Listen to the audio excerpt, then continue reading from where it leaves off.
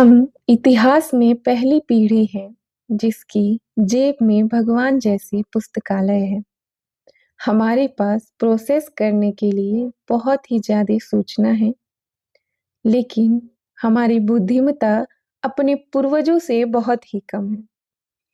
आज mind talk channel पे हम इसी बारे में बात करेंगे कि कैसे वही सूचना जो हमारे जीवन को आसान बनाती है, हमारे विकास को पीछे ले जाती है।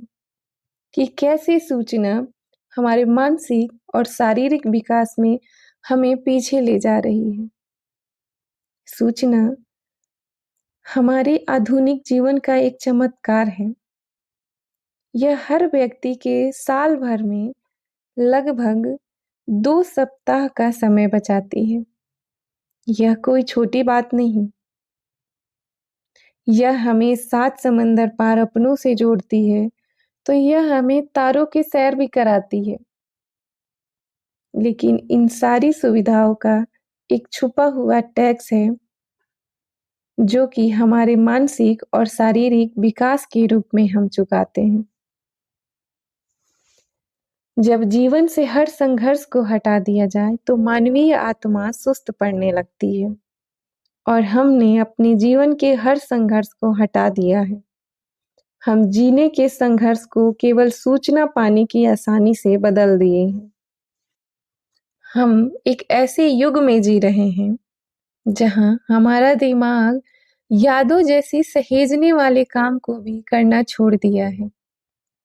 हम डिजिटल एमनीसिया के युग में जी रहे हैं। हमारी एकाग्रता जो कि कभी 12 सेकंड हुआ करती थी, अब घट के 8 सेकंड रह गई है। यह एक गोल्ड फिश की भी एकाग्रता से कम है। हमने अपने दिमाग को मशीनों को सौंप दिया है और बदले में मशीनें हमें ब्रेन रॉट दे रही है। यही ब्रेन रॉट हम अपनी अगली पीढ़ी को दे रहे हैं। क्या आपने कभी गौर किया है कि आने वाली अगली पीढ़ी कहीं ज़्यादा आक्रामक और भावनात्मक रूप से दूर होती है? और यह कोई इंटरनेट से जुड़ी हुई पूरी जानकारी नहीं है, बल्कि यह वह व्यवहार संबंधी जानकारी है जो उन्हें हमसे मिल रही है। इसे टेक्नोफेरेंस कहते हैं। एक सोशल लर्निंग थियरी के अनुसार बच्चे वही करते हैं जो वो देखते हैं।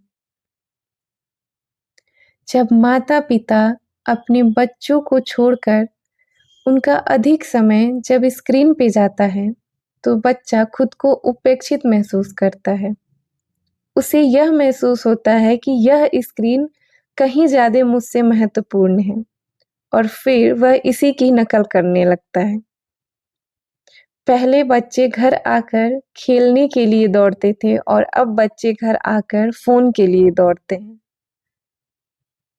और जब बच्चे इस फ़ोन से दूर होकर अपने जुड़ाव के लिए आपके पास जाते हैं, चिड़चिड़े होते हैं, चिल्लाते हैं, हम उन्हें बदतमीज़ी का नाम दे देते हैं। बच्चे जो भावना अपने माता-पिता से पाते हैं, वो उसी को आगे लेके जाते हैं। हम बच्चों के मानसिक और शारीरिक दोनों विकास को छीन रहे हैं, क्योंकि हम सिर्फ मानसिक और भावनात्मक रूप से नहीं, शारीरिक रूप से भी पीछे जा रहे हैं। हम एक ऐसे समाज का निर्माण कर रहे हैं जो गतिहीन है।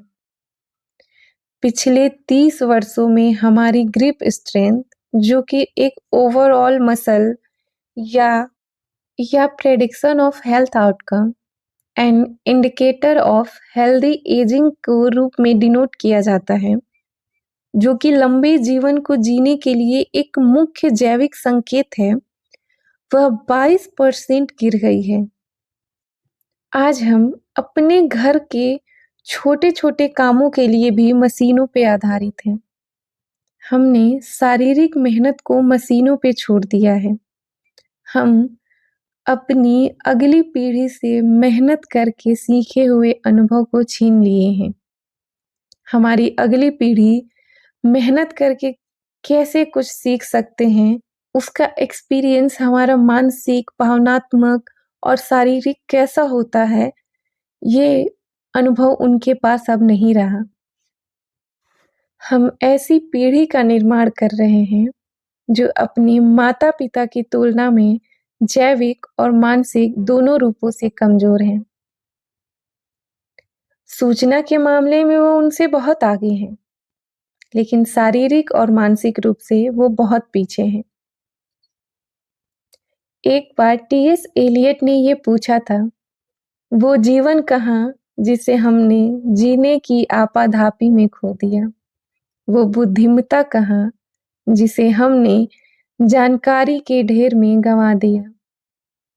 दिमाग के विस्तार के लिए पहले सन्नाटे को अपनाना होगा। बुद्धिमत्ता डेटा की बाढ़ में नहीं, बल्कि उसे छानने में है।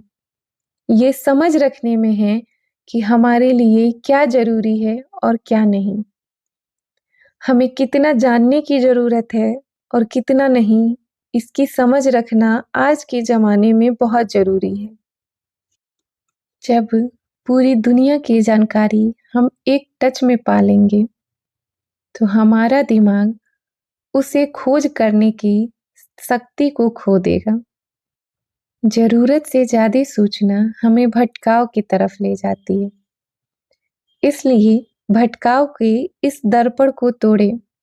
अपने बच्चों को अपनी उपस्थिति की जानकारी दें। उनके साथ पूरी तरह से समय बिताएं, ना कि स्क्रीन पे।